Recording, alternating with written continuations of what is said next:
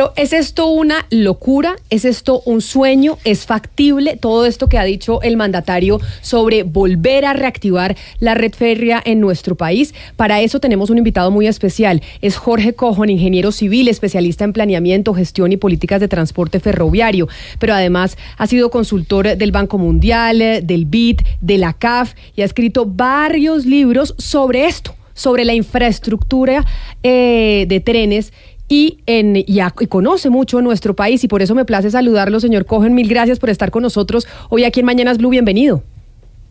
Buenos días, ¿cómo están ustedes? Pues aquí nosotros tratando de hacer un análisis de las propuestas del presidente Gustavo Petro en términos de trenes, como haciendo un compendio para poder entender, porque ha dicho muchas cosas desde que estaba en campaña. Y usted, que ha sido un estudioso del tema, yo le pregunto, así ya entraremos en los detalles, pero ¿es esto que plantea el mandatario algo, un sueño, algo imposible de lograr, o realmente es una buena idea para Colombia volver a tener una línea férrea que funcione de forma eficiente?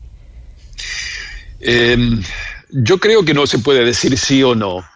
Lo que creo es que hay que analizar proyecto por proyecto, hay que analizar los méritos de cada proyecto, hay que ver si cada proyecto logra captar las demandas de cargas y de pasajeros necesarias para poder justificar económicamente, para lograr que capten las demandas y los ingresos necesarios para hacerlos viables económica y financieramente. Entonces, creo que no hay que manejarse con prejuicios. Hay que analizar cada proyecto tiene sus aspectos a favor, sus aspectos en contra, sus costos. No es lo mismo construir 1 kilómetro de vía nueva en el llano, en que puede costar $1 millón el kilómetro, ni construir en la montaña, donde uno realmente no sabe en qué valores termina, es proyecto por proyecto, otra vez. Si tiene que hacer túneles, si tiene que hacer viaductos, puede costar $3 millones el kilómetro, $4 millones, 5 millones el kilómetro. Hacer un túnel puede costar $10 millones o $20 millones el kilómetro, depende de las condiciones geográficas específicas. Entonces, hay que tomar cada proyecto uno por vez, y analizar las posibilidades de cada uno de ellos. Lo que sí debe decirse es que no es fácil competir con el transporte automotor. El transporte automotor en sus distintas modalidades, los camiones, los buses, los automóviles particulares, son muy flexibles, muy dúctiles, llegan a todas partes, y realmente para el ferrocarril es muy difícil competir, salvo en algunos mercados muy específicos. El ferrocarril sirve fundamentalmente para transportes masivos, grandes cargas, entre un origen y un destino, y la vida se le hace muy complicada al ferrocarril cuando tiene que haber movimientos terminales por camión en una punta u otra, porque no logra llegar al destino o al origen final, no logra empezar en el origen primario de las cargas, o necesita ayuda de un camión en el destino final para llegar a su destino último. En consecuencia, hacer juicios, ya termino, ya le dejo hacer la pregunta que usted me quiere hacer. No es posible decir a priori sí vale, no vale.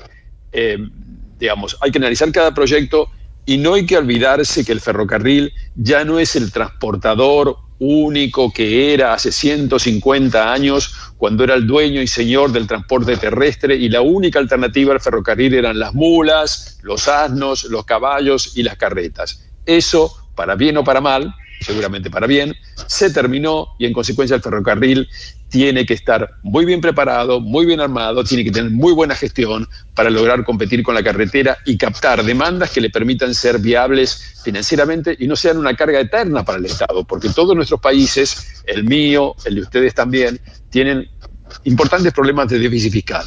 Y lo que no debemos hacer, en mi entendimiento, es agravar la situación fiscal de nuestros países cuando los ferrocarriles no llegan a cubrir ni siquiera los ingresos de operación y mantenimiento.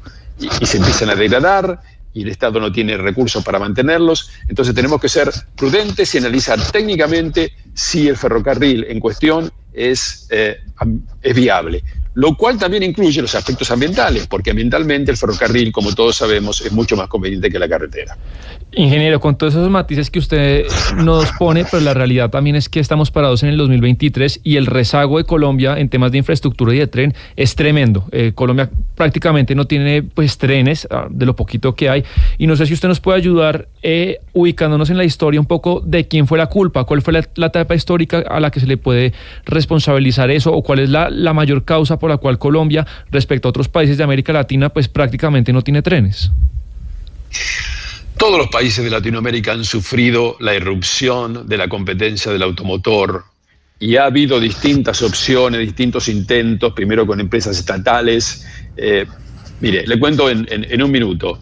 Cuando uno mira la historia de los ferrocarriles latinoamericanos, ha habido tres momentos importantes. Uno fue el momento inicial, donde se crearon los ferrocarriles con concesiones fundamentalmente a países extranjeros.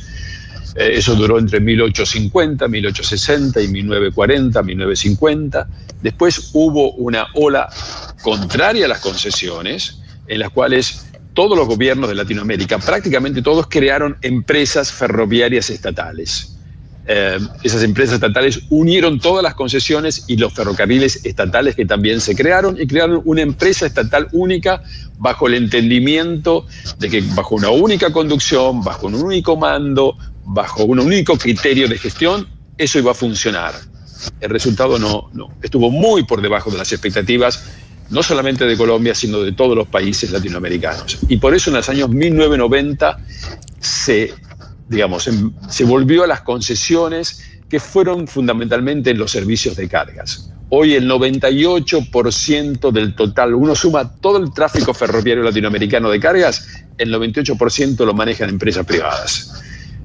Cada uno distintas concesiones en los países. Mi país tiene 4 concesiones, ustedes tienen 1 o 2, según cómo se vea, con la que está funcionando o la que no está funcionando. Brasil tiene 12 concesiones, Chile tiene 2 concesiones, en fin, cada país ha buscado distintas maneras, y lo cierto es que estas concesiones últimas han sido relativamente exitosas, porque en los últimos 20 años el tráfico creció a una tasa del 5% acumulativo anual, cuando uno suma todos los países latinoamericanos juntos. Colombia,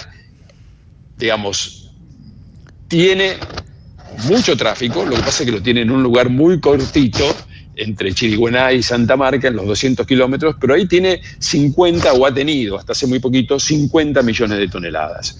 O sea, mirado desde el punto de vista de la integración territorial de Colombia en su conjunto, hay un gran déficit. Desde el punto de vista del tráfico que tiene Colombia, esas exportaciones de carbón que tiene Colombia posiblemente no serían posibles si no tendríamos al ferrocarril. Es muy difícil en una historia, ya lo dejo, una palabra más y ya lo dejo, en una historia de 150 años encontrar un culpable.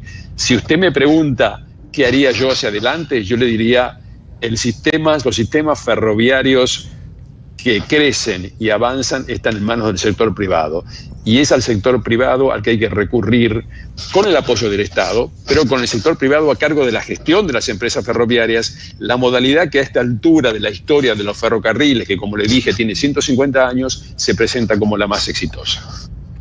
Ingeniero, usted conoce muy bien, por lo que le estamos oyendo, conoce supremamente bien la geografía colombiana. Una de las propuestas, o la propuesta del presidente Petro, es que esas vías no pasarían por centros de poder, es decir, no pasarían por Bogotá, por Medellín, por las grandes ciudades, sino que algunos de esos trenes serían precisamente para desarrollar y lograr esa integración territorial que no sea pasando por centros de poder. ¿Usted cree que las vías regionales, las vías ferroviarias, cuando se construyen necesariamente por cosas administrativas, de funcionalidad, deben pasar por centros de poder, o estando aisladas es posible, o alejadas es posible también darles una funcionalidad?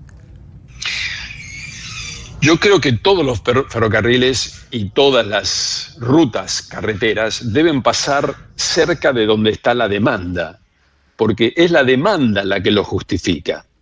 Entonces, si usted pasa alejado de la demanda, es muy difícil captar los tráficos necesarios para sostenerlas.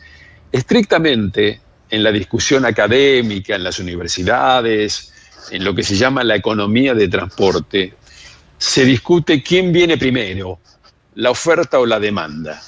O sea, si usted crea una vía de transporte, si la demanda se va a montar, se va a subir a esa vía de transporte y en consecuencia, creando la vía de transporte, se reactiva y se produce desarrollo económico y se justifica la creación, por estas razones, de un ferrocarril.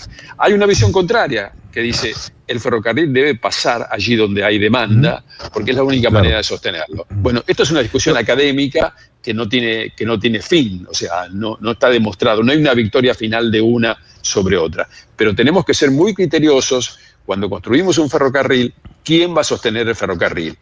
Porque si lo creamos y la demanda no aparece, durante mucho tiempo, hasta que la demanda aparezca, va a ser el Estado el que debe hacerse cargo. Claro, ahora, don Jorge, sí.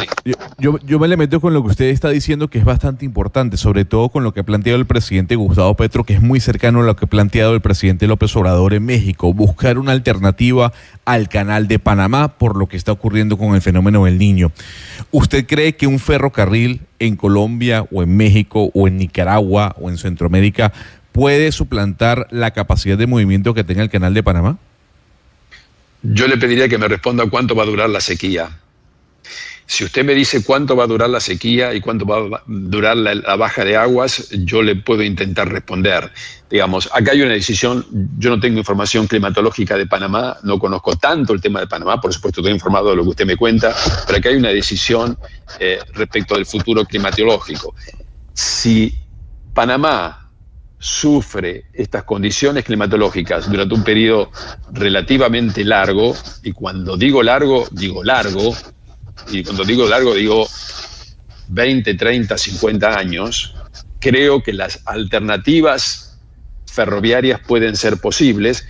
Ojo que Colombia no está solo en esta competencia, México, como usted bien, bueno, no sé si menciona México, pero menciona Nicaragua, Costa Rica por ahí, México seguro, yo participé en estudios en México de crear un corredor entre océanos en México, todo el mundo está esperando. Si lo de Panamá se consolida con esta mala situación en el tiempo, muchos países van a salir a competir con su proyecto. Algunos son más fáciles, algunos son más complejos. México tiene 300 kilómetros entre un océano y otro, y tiene a favor que el territorio es plano, no tiene grandes dificultades topográficas. Eso es fundamental. Hablé hace unos minutos de lo que cuesta un kilómetro en un tipo de superficie y en otro tipo de superficie. Entonces, varios países van a surgir y van a tratar de competir, de crear una alternativa. Panamá tiene entre océanos, hay un ferrocarril al lado del canal. Ese ferrocarril no es muy grande, pero se puede ampliar, y ese ferrocarril tiene 70 kilómetros y es llano. Claro. Entonces, bueno, esto abre un montón de posibilidades. Esto es una nueva situación que no prevíamos hace un tiempo, que Panamá, por supuesto, no previó, y nos enfrenta a situaciones nuevas. Ingeniero Cojón, usted dice, esto está pasando en todo el continente, digamos, Colombia no está sola en sus proyectos ferroviarios, porque a veces aquí cuando el presidente lo ha puesto sobre la mesa, pues sus críticos dicen que esto es una locura, que esto pues es imposible, pero usted empezó esta entrevista también diciendo que es bien difícil competirle al automotor, es decir, a los carros, a los camiones, que es bien difícil competirles en precio. En América Latina, y me centro principalmente en Colombia porque tenemos una topografía distinta, ¿es más eficiente a nivel financiero centrarnos en reactivar la red férrea o de verdad meternos a invertir en infraestructura vial? ¿Qué es más económico y eficiente para un país como el nuestro? Usted me pide una definición absoluta que yo no le puedo dar.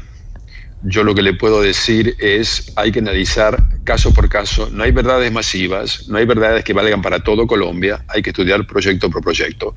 Hay que analizar las condiciones de cada proyecto, la topografía de cada proyecto, los centros de demanda de cada proyecto. Va a haber demanda de cargas, va a haber demanda de pasajeros, va a haber incluso demandas de ferrocarriles suburbanos alrededor de las ciudades, de las grandes ciudades que puede atravesar el proyecto. No hay verdades absolutas. Cada proyecto debe demostrar sus méritos.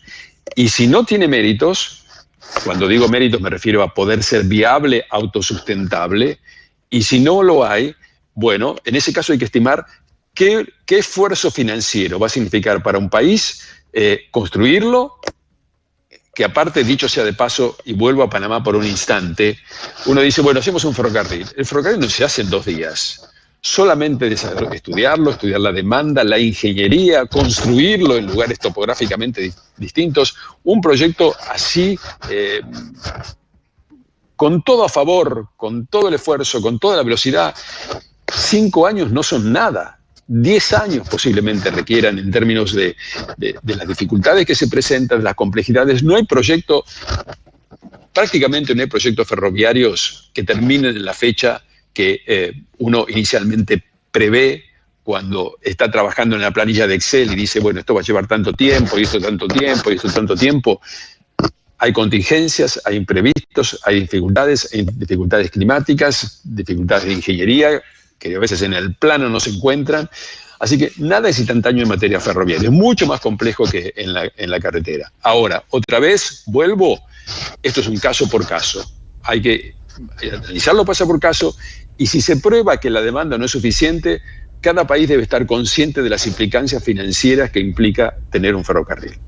Y hablamos de sumas importantes. El ferrocarril no es una cosita de nada, de que, bueno, voy a invertir $50 millones, voy a invertir $100 millones. Estamos hablando, para estos proyectos relevantes, lo más importante que usted me mencionó, no todos, pero los más relevantes, estamos hablando de miles de millones de dólares. Claro. Pues ingeniero Jorge Cojón, especialista en planeamiento, gestión y políticas de transporte ferroviario precisamente, y autor de uno de los libros que se llama Desafío del transporte ferroviario de carga en Colombia. Ha sido un placer hablar con usted y creo que sus respuestas nos han dado varias luces sobre una discusión que ha puesto sobre la mesa el presidente Gustavo Petro desde que era candidato, y algunos de sus críticos han considerado como una locura. Por eso nos parecía importante hablar con alguien que supiera sobre el tema, que lo hubiera estudiado, y además nosotros también tener claro cuáles son esas diferentes propuestas que ha hecho el mandatario sobre la reconstrucción o construcción de la red ferroviaria en el país. Mil gracias por haber estado aquí con nosotros en los micrófonos de Blue Radio. Un gusto estar con ustedes. Un saludo especial.